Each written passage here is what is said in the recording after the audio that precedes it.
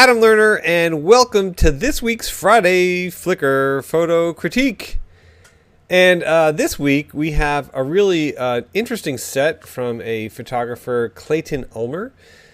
Clayton is has sent a set of images that he shot that were some behind-the-scenes photos from a friend who was making a music video. And what really struck me about this is that I liked the way Clayton captured these images. I liked the way he told the story. I liked his angles. I liked his processing. I thought that there was some really nice stuff here. And let's start with this very first shot, District 36, which potentially is the name of this group. I'm not sure.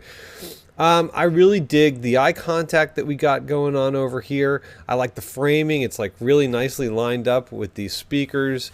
I like the attitude, and I think the processing is cool. You know, I mean, we got some good stuff going on, and just coincidentally, the line of this shadow with the line of this dude's arm, it just works. It's just, you know, it's cool. And there's some dudes sitting in a sofa, you know, with some speakers outside. It's just kind of nutty, and I like it.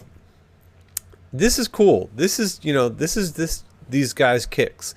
And, you know, you got some people hanging out in the background. You can tell it's an urban scene, maybe even a skate park, hard to say, with their throwback Jordans.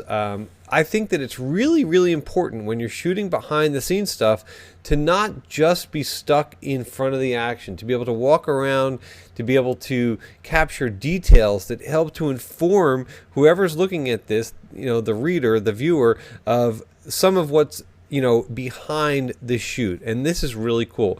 Only problem I have with this is that we are way overexposed in here. We probably could have taken the highlights down to get more detail, particularly if the focus of this image or the subject are these Jordans right here. We're just way too harsh on the highlight. This is a pretty easy fix, and I'm fairly sure that Clayton could go back and do this if he chooses to. That's just my opinion. Granted, if he loves it this way, that's his thing. I like the shallow depth of field. I like the tones. You know, nice stuff. Let's keep going. Very cool. One of my favorite shots. And look what's happening here. You got these two dudes just sitting there, hanging out. He's looking away over here. He's looking away over here. And you've got a dude on a skateboard flying over this sofa. Perfectly captured, suspended. You've got a nice shallow depth of field. You've got good focus going on over here. The exposure's pretty cool. You know, the whole thing, the way that he's kind of in black, popping on this white background, awesome. Really nicely done. I would have maybe just edited this arm out of here. That's a very easy fix as well. There's nothing necessarily wrong with it. It's a little distracting, but again, it's not like a deal breaker. I just want to look at the EXIF information on this one right here. Let's just see how he shot this. This was okay. 2.8 at 100 millimeters. Yeah, very nicely done. It was 1/1600th of a second. So, you know, nice fast shutter speed to stop that action right there. And he's shooting a 7D. Nice camera. Well done. Let's keep moving.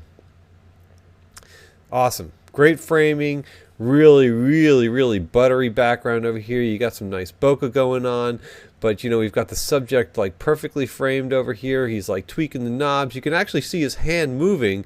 I guess that's one of those sampler kind of devices, so he's probably, you know, hitting at it and tweaking stuff like there. We got some weird kind of a red ghosting thing going on over here. I'm not such a fan of that. I'd like to maybe see that get addressed somehow. You know, I just don't feel it adds to the image. And again, this is a simple editing thing, but let's forget about that. We got some great tones going on over here. We got a nice exposure. I like the way it's vignetted, so you're kind of really focused on the dude in the center. You know, this is really cool. Graphic Junior, this kid who's just kind of reading. Fantastic selective focus. You know, the light on his face is awesome. You know, you can see that he's just reading a magazine and chilling out over here. Again, a nice behind the scenes. This one little bit over here on the right of the frame, I don't know if that's like the arm of the sofa or whatever. Again, a little distracting, but overall nicely shot, and you really kind of get the scene over here. And I like that both of the kids' hands are in the frame. This one, yeah, you know, this is kind of just a grab.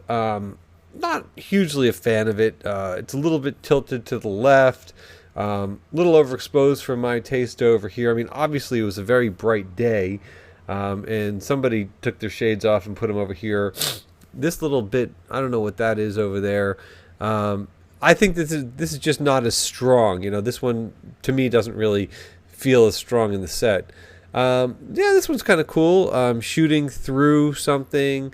What doesn't work for me in this one is that this kid's making eye contact. This guy's not. The shoes are cut off, and I can't really tell what the framing is going on here. So I like the idea of this. I just don't think it's working. All right, this one's very cool. You got the dude putting on his shades. You got some cool reflections. You can see kind of like some of the production stuff that's going on in his glasses over here, which is really cool. On its own, I'm not, crazy about it, but not that it's not a good photograph. I think it's shot well. I think it's exposed well. I like the background's completely blown out. But in the context of the shoot, I think this really, really works well. This is great, and it's really nice, thick black and white. You can tell that these guys, it just gives you more depth as to how, stuff's going on. You've got all these people behind the scenes.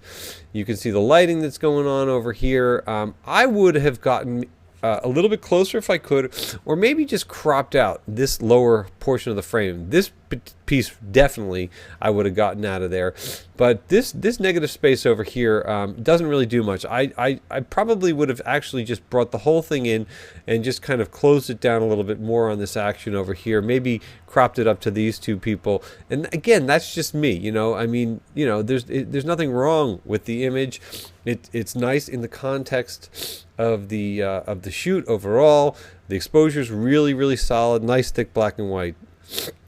And of course, this is great. You got a little bit of an outtake shot, guys having a little bit of fun, and this is what behind the scenes is about. It's not all serious. I think that this is pretty cool. Look, it's hard to say how else you could have done it.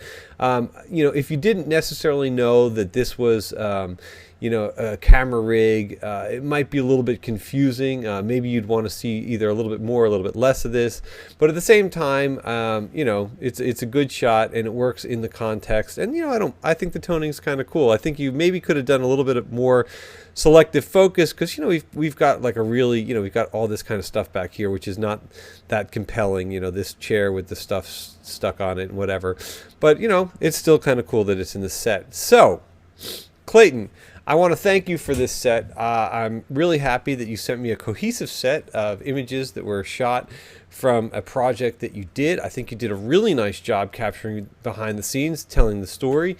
Obviously there's always room for improvement. And again, these are just my opinions, and I don't mean to be harsh. I'm just telling you what I see and what I, would potentially want to improve. So thank you again. If any of you guys want to submit your 10 best photos, a cohesive set, a photo story, whatever it may be, email them to adamlernerphoto@gmail.com. Please leave your questions and comments below. That's it for now, and we'll see you soon.